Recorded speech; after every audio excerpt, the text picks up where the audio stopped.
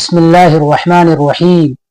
يا أيها الذين آمنوا اتقوا الله وكونوا مع الصادقين.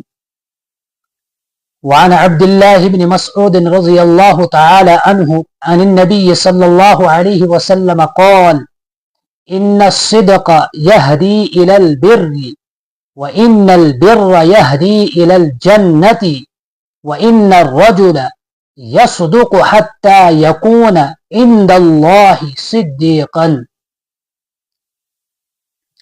او كما قال علیہ الصلاۃ والتسلیم۔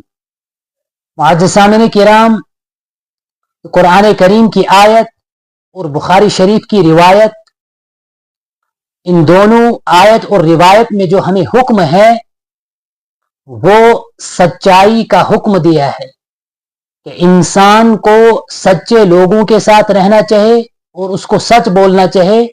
اس کے بہت مفید نتائج نکلیں گے۔